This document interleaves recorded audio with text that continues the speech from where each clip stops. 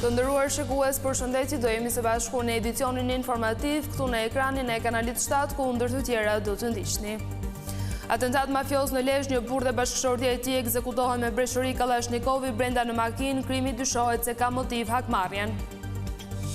Kryeministri Rama lajmëron hartimin e një dokumenti të ri të partneritetit strategjik me Greqinë, brenda vitit adresohen çështje të mbetura ende pas zgjidhje. Aksident tragjik në Lezhë, një mjek dhe vajza e tij 20 vjeçare humbin jetën pasi makina e tyre doli nga rruga dhe përfundoi e përmbysur në kanal.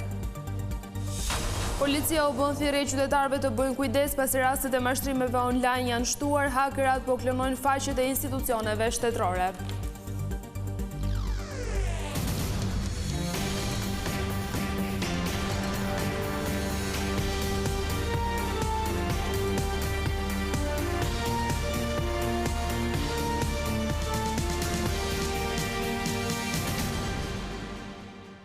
Vjojmë gjërësisht me lajmet. Një 39 vjeçar si dhe bashkëshortja e tij janë ekzekutuar me armë në një atentat në Lezhë. Makina e tyre u qellua me breshëri Kallashnikovi duke u marrë jetën në vend, ndërsa autorët e atentatit janë larguar pa lënë në gjurmë. Dyshohet se krimi ka motiv hakmarrjen pasi viktima ka qenë më herët i arrestuar për vrasje. Një atentat me armë zjarri ka tronditur Lezhën pas ditën e kësaj të diele rreth orës 14:50 në rrugën Ballldren Torovic. Një burrë dhe gruaja e tij kanë humbur jetën pasi janë qelluar me breshëri automatiku. Viktimat janë Kreshnik Mujeci, 39 vjeç dhe bashkëshortja e tij Gentiana, 32 vjeçe. Çifti po udhtonte me një automjet tip Audi Q7 kur një makinë ka prerë rrugën dhe një tjetër mjet pa targa është afruar nga ku persona ende të paidentifikuar kanë hapur zjarr duke derdhur 10 plumba. Pas vrasjes brutale, autorët janë larguar menjëherë pa lënë gjurmë, ndërsa policia ka ngritur pika kontrolli. Po kryen gjitha veprimet operative policore në terren, edhe në bashkëpunim me qarqet e tjera. Po punojmë intensivisht. Po fiksojmë çdo provë në vendngjarje me qëllim hetimin e plot, zbardhjen e gjithë dinamikës dhe zbulimin e autorëve dhe dhënien para përgjegjësisë të tyre. Shkaqet e atentatit mbeten ende të paqarta, por një nga pistat që po hetohet është ajo e hakmarrjes. Kreshnik Mujeci ka qenë më herët i arrestuar për një vrasje të ndodhur në vitin 2016, ku viktim mbeti Genc Mihillaj. Rreth një vit pas ngjarjes, ai dhe vëllai i tij Lin Mujeci u arrestuan si të dyshuar. Sipas hetimeve të kohës, ata i kishin zënë prit viktimës dhe e kishin qelluar për vdekje pas një konflikti për motive të dobta. Megjithatë, procesi gjyqësor mori një tjetër rrjedh. Në vitin 2018, gjykata shkallës së parë në Shkodër i shpalli të pafajshëm të dy, ndërsa një vit më pas edhe apeli la në fuqi këtë vendim. Çështja u rikthye për rigjykim nga gjykata e lartë në tetor të vitit 2024. Kreshnik Mujeci dhe gruaja e tij lan pas 4 fëmijë jetim. Së fundmi ata ishin angazhuar në kauza të ndryshme, po ashtu Mujeci ishte bashkuar dhe protestës së banorëve të Rjollit në Velipoj. Sulmi me armë që synon të presidentin Donald Trump dhe zyrtarë të tjerë Amerikan është dënuar në unison nga liderët botror. Në mesazhet e tyre ata thonë se dhuna nuk ka vend në demokraci dhe ngjarje të tilla nuk duhen toleruar. Udhëheqësit nga e gjithë bota kanë dënuar sulmin e armatosur në darkën e korrespondentëve të Shtëpisë së Bardhë të shtunën në mbrëmje si një akt dhune politike. Kryeministri britanik Keir Starmer i dërgoi një mesazh solidariteti presidentit Trump. Çdo sulm ndaj institucioneve demokratike ose ndaj lirisë së shtypit duhet të dënohet me termat më të ashpra të mundshme. Është një lehtësim i madh që presidenti, zonja e parë dhe të gjithë të pranishmit janë të sigurt. Presidenti francez Emmanuel Macron shpreu mbështetjen e tij të plotë ndaj Trump. Sulmi armatosur që shënjestroi presidentin e Shteteve të Bashkuara mbrëm ishte i papranueshëm. Dhuna nuk ka vend në një demokraci, i shpreh mbështetjen time të plotë Donald Trump. Përmes një mesazhi në X, përfaqësuesja e lartë të BE-s tha se ishte lehtësuar që të gjithë ata që morën pjesë në pritje janë të sigurt. Dhuna politike nuk ka vend në një demokraci. Një ngjarje që supozohej të festonte një shtyp të lirë, nuk duhet të ishte shndërruar kurrë në një skenë terrori. Mesazhe erdhën edhe nga lider të tjerë europian, por jo vetëm. Asnjë urrëtie politike nuk duhet të gjejë vend në demokracitë tona. Ne nuk do të lejojmë që fanatizmi të helmojë hapësirat e debatit dhe informacionit të lirë. Sulmi në darkën e korrespondentëve të Shtëpisë së Bardhë është një kujtesë e fortë se dhuna nuk ka vend në demokraci. Incidente të tilla nuk mund të tolerohen kurrë. Mbrojtja e institucioneve demokratike është e panegociueshme. Ne e dënojmë sulmin që ndodhi sonte kundër presidentit. Dhuna nuk është kur rruga e dur. Njerëzimi do të përparojë vetëm nëpërmjet demokracisë, bashkëjetesës dhe paqes. Jemi të lehtësuar që presidenti dhe zonja par janë të sigurt. I dërgojmë urimet tona për shërim të plot dhe të shpejt oficerit të plagosur të policisë dhe përshëndesim shërbimin sekret të Shteteve të Bashkuara për veprimin e tyre të shpejt dhe vendimtar. Ngjarja e fundit shton shqetësimet e vazhdueshme për dhunën politike në Shtetet e Bashkuara. Trump u ka mbijetuar më parë disa tentativave për atentat për fshirë një sulm me armë gjatë një tubimi të fushatës në Pensilvani në vitin 2024. Krerët e shtetit shqiptar dhe liderët e partive politike kanë reaguar pas sulmit me armë në darkën e gazetarëve amerikan, ku merrte pjesë dhe presidenti Donald Trump. Kreu i shtetit Bajram Begaj në një mesazh të rrjeteve sociale dënoi sulmin ndaj presidentit amerikan Donald Trump. Edhe kryeministri Edi Rama reagoi duke thënë: "Një sulm i tillë godet lirinë dhe mënyrën tonë demokratike të jetës kudo, e dënoi me forcë." Ndërkohë lideri i opozitës Ali Berisha e cilsoi sulmin një akt horror. PD dënon me forcën më të madhe këtë akt horror që synonte të ndryshonte me një masakër historinë, shkruan kreu i Partisë Demokratike.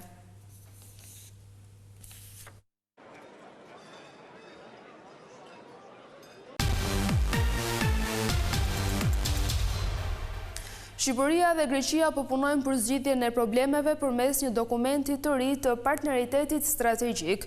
Kryeministri Rama tha se brenda vitit pritet të shënohet progres me adresimin e çështjeve të mbartura mes dy vendeve. Kryeministri Edi Rama lajmëroi se brenda këtij viti Shqipëria-Greqia do të nënshkruajë një dokument të ri të partneritetit strategjik. Gjatë podcastit përjavshëm, kryeministri komentoi vizitën në Athinë, duke theksuar se së bashku me homologun grek biseduan për zgjidhjen e çështjeve të mbartura mes dy vendeve tona.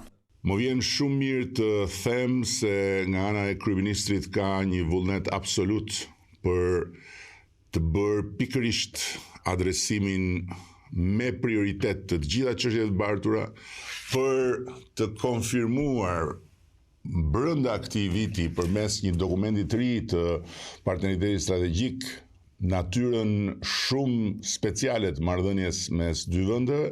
Kryeministri u shpreh optimist për të ardhmen e marrëdhënieve mes Athinës e Tiranës zyrtare.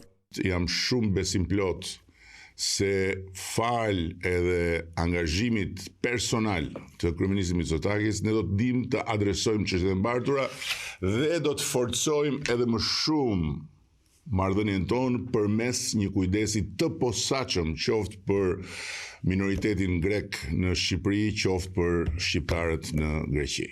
Pak ditë më parë, kryeministri Edi Rama vizitoi Athinën, ku zhvilloi një takim me kryeministrin grek Mitsotakis dhe mori pjesë në forumin ekonomik të Delfit. Erion Braçe thotë se nuk është tërhequr nga ambicia e tij për drejtimin e Bashkisë së Tiranës, por në një komunikim në rrjetet sociale ai sqaron edhe raportet me kryeministrin Edi Rama për këtë çështje. Një prej socialistëve me më shumë eksperiencë dhe një prej deputetëve më të votuar në zgjedhjet e vitit 2025, Erion Braçe ka vendosur që përmes një mesazhi në rrjetet sociale të sqarojë disa prej pikpyetjeve që kanë shoqëruar shpalljen e kandidaturës së tij për Bashkinë e Tiranës. Me sloganin Tirana e të gjithëve, Braçe ka qartësuar disa çështje. E para që interesi i tij janë parimet dhe shërbimi ndaj qytetit. E dyta, atë nuk e ka nxjerrë kryetari i Partisë Socialiste Edi Rama të kandidojë. Dhe e treta, vetë Braçe nuk ka folur për kandidimin me kryetarin e partisë së tij. Shikoni, po e vërtetë është, nuk kam folur me Edi Ramën dhe nuk është mungesë respekti për të. Jo, zero. Përkundrazi, unë respektoj Edi Ramën për atë që është. Kryetari i Partisë Socialiste të Shqipërisë, partisë time, i pari i barabartë mes të barabartëve në një parti ku antarët, simpatizantët, po edhe më gjerë se sa kaq, të majtët në tërësi, zgjedhin me votë njerëzit që kjo parti dëshiron që ta përfaqësojnë dhe rrugën në cilin të gjithë bashkë duhet të ecë. Braçe shoqëroi kërkesën e tij për proces brenda Partisë Socialiste me foton e kopertinës së gazetës së Ri Popullit, e cila në gushtin e vitit 2005 botoi një intervistë Edi Ramës pak muaj para se ai të bëhej kryetari i Partisë Socialiste. Në këtë intervistë Edi Rama theksonte se socialistët duhet të zgjedhin me votë rrugën dhe njerëzit. Një parim që Braça sot e sjell në vëmendje duke theksuar nevojën e një procesi brenda partisë më të madhe të vendit. Procesin që mungon, u bë disa kohë që në Partinë Socialiste ky proces nuk është dhe është zvendësuar me njoftime që vendosen kohë pas kohe në murin e Partisë Socialiste që herë është apo funksionon si kryesi, herë është apo funksionon si asamble e kështu me radhë. Pra, unë vazhdoj të qëndroj të njëjtave parime në këtë parti, veçanërisht atyre nga gushti 2005-s, e natyrisht në funksion të tyre kam ofruar veten time. Erion Braçi deklaroi për herë të parë se dëshiron të garojë për Bashkinë e Tiranës në një mbledhje të Asamblesë Partisë Socialiste në njësinë numër 5. Por deri më tani kjo mbetet ambicia e tij personale, pasi Partia Socialiste ende nuk e ka shpallur zyrtarisht kandidati me të cilin do të kërkojë fitore në kryeqytet vitin e ardhshëm.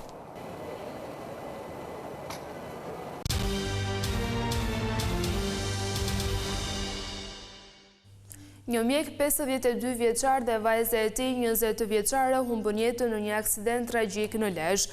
Ata po udhëtonin në një rrugë dytësore kur makina e tyre doli nga rruga dhe u përmbys në një kanal. Një aksident tragjik ndodhi në aksin dytësor Lezhë-Kakarriq ku një automjet ka dalë nga rruga dhe ka përfunduar në një kanal duke u përmbysur. Përpasoj kanë humbur jetën babe bi, 54 vjeçari Anton Keqi dhe vajza e tij 20 vjeçare Bora Keqi, e cila ishte duke drejtuar mjetin në momentin e aksidentit në fshatin Gocaj.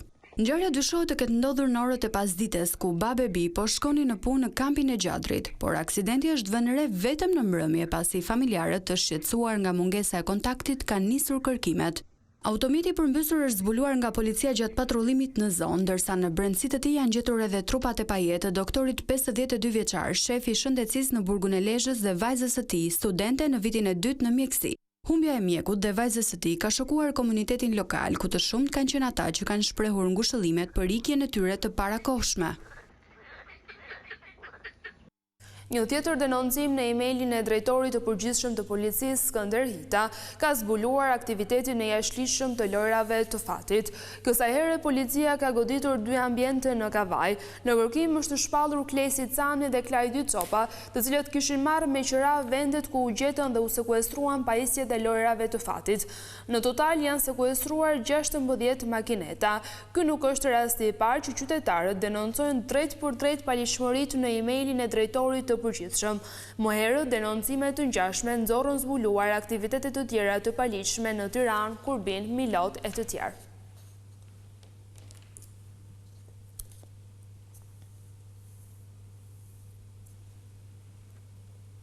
Rastet e mashtrimit online janë shtuar kohët e fundit. Hakerat po përdorin faqet zyrtare të institucioneve shtetërore për të detyruar qytetarët të japin të dhonat personale dhe të paguajnë para. Keni gjoba të papaguara ose ju ka ardhur porësia juaj. Këto janë mesazhe që grupet e hakerave që përdorin për të mashtruar qytetarët shqiptar. Nuk janë pak, por duket se rastet janë shtuar sidomos gjatë këtij viti, ku persona të paidentifikuar të huaj që operojnë jashtë Shqipërisë kanë hapur faqe interneti identike si faqet shtetërore, ku qytetarët shqiptar në mirëbesim për të paguar gjobat e tyre apo për të marrë shërbime të ndryshme bien prej mashtrimeve. Rastet e fundit që kemi konstatuar janë ai mesazheve që vinin për pagesën e gjobave në një sistem të policisë shtetit.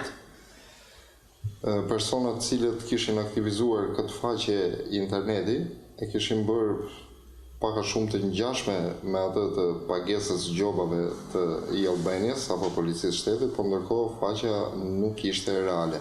Rasti tjetër është e-Albania, ku edhe kjo ishte për rastin e pagesës gjobave, dhe rastet të tjera kemi pasur atë të postës shqiptare për të cilën janë arrestuar dhe ndaluar 2 shtetas të huaj me shtetësi kineze. Skema është e thjeshtë, mjafton një link ku qytetari plotson të dhënat e tij personale, duke menduar se është një portal shtetëror dhe aq mjafton për të avulluar parat nga llogaria bankare. Personat të cilët aktivizojnë faqe të tilla e bëjnë identike si ajo e shërbimeve që jep policia apo e-Albania apo çdo lloj shërbimi tjetër shtetëror. Njerëzit duke parë që është e ngjashme, futen, plotësojnë të dhënat e tyre, po themi të dhënat e kartës të kreditit, emër, mbiemër, numër telefoni, pra lejnë të dhënat e tyre dhe në qoftë se do plotësosh të dhënat e kartës tënde bashkë me kodin 3 shifror të sigurisë që kam brava, sigurisht që ata ta marrin. Dhe shfrytëzojnë për të bërë blerje tjera, pastaj duke boshatisur kartën. Janë 10 qytetarë që kanë denoncuar raste të mashtrimit pranë krimit kibernetik në policinë e shtetit. Rasti më i fortë ka qenë me postën shqiptare, ku disa shtetas kinez kishin arritur që të marrin të dhënat personale të 5.000 qytetarëve, por fatmirësisht arrestimi i tyre parandaloi vjedhjen e parave të personave që kishin rënë prej kësaj skeme. Automjeti i gazetarit të qarku Dibër Samit Surri është përfshirë nga flakët në orët e para të kësaj të diele. Makina ishte e barkuar pranë banesës së tij në lagjen e re në Bulqiz. Fqinjët lajmëruan gazetarin dhe më pas policinë dhe shërbimin zjarfikës, por mjeti është shkrumbuar plotësisht. Vetë gazetari pohoi në polici se nuk ka konflikte me persona të tjerë, ndërsa dyshohet se ngjarja lidhet me punën e tij që mbulon kryesisht qarkun e Dibrës.